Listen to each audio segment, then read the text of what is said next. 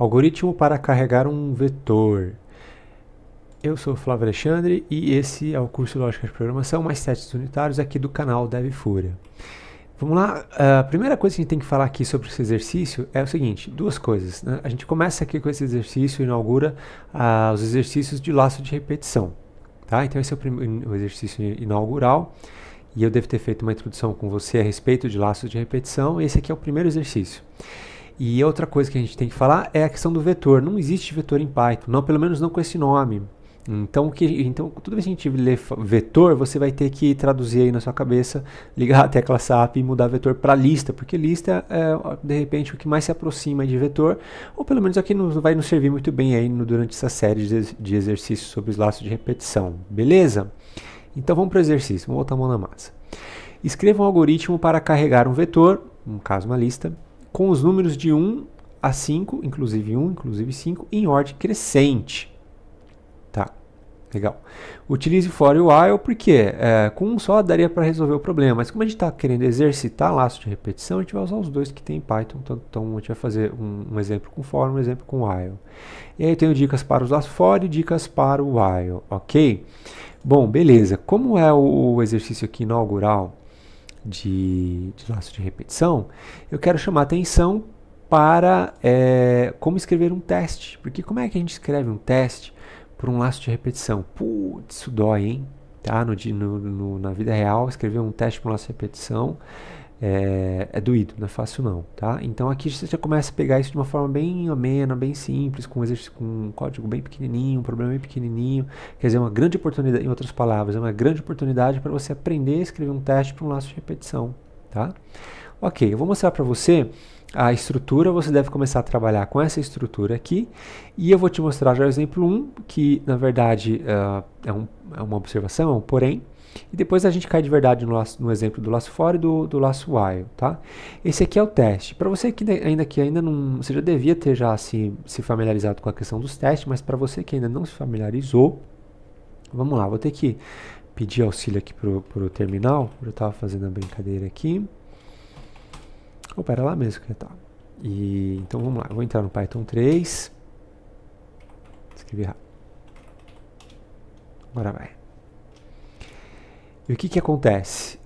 Dá uma olhada aqui, ó. O que eu estou fazendo o primeiro teste aqui? Tá vendo que tá vetor 0? Então essa é a forma como a gente acessa as listas. Então a primeira coisa que a gente deve aprender aí é como criar e acessar a lista, tá? Então, por exemplo, a lista a gente cria dessa forma, que é uma lista vazia. E eu vou criar aqui a lista, vou fazer assim, ó, 100, 200, 300, que aí não vai ter.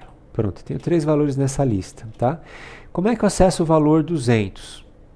Ele está no índice 1, porque o primeiro índice é 0. Então eu coloco assim, ó.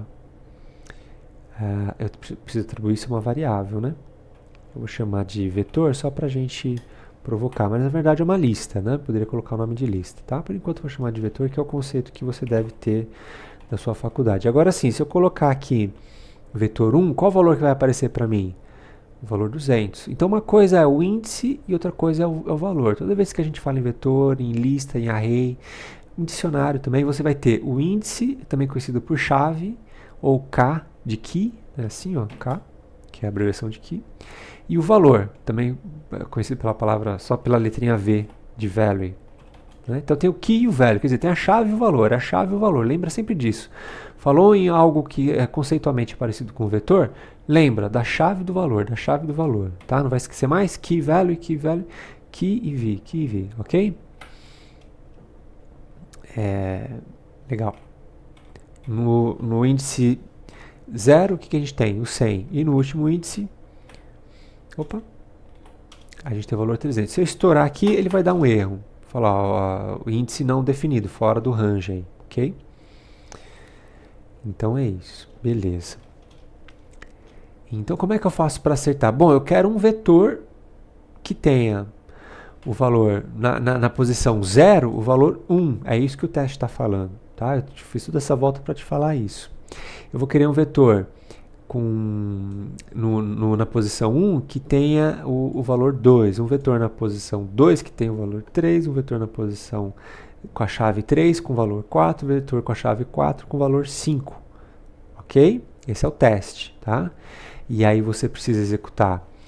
Agora sim a gente volta lá para o terminal. E deixa eu ver se está no lugar certo. Então aí a gente precisa executar o estrutura. Tá? O exemplo 1. Não, é o estrutura.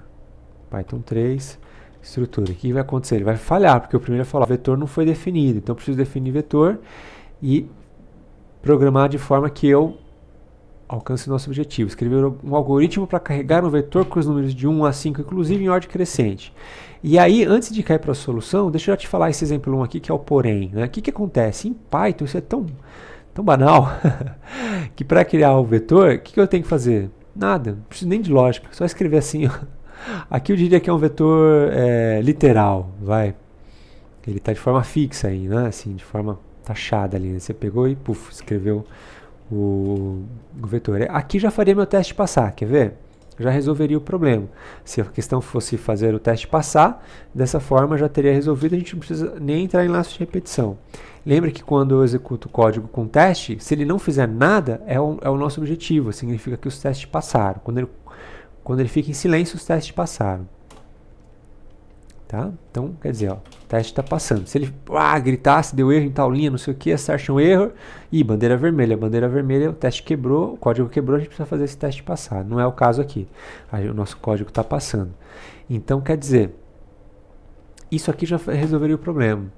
Tá? Então, eu posso criar o vetor dessa forma, acesso o vetor dessa forma, eu posso criar os testes para cada índice do vetor, e como a gente está querendo, o nosso objetivo é treinar laço de repetição, aí sim, a minha sugestão é que você, obviamente, que você faça exatamente isso aqui, que crie esse vetor aqui, ó, com o laço for e depois com o laço while, beleza?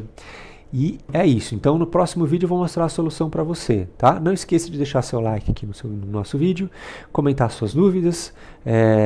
Se você quiser mostrar seu código para a gente, quiser compartilhar, usa um aplicativo como PastBin, por exemplo, o site PastBin, coloque seu código aqui no comentário e te encontro no próximo vídeo. Um abraço e até lá.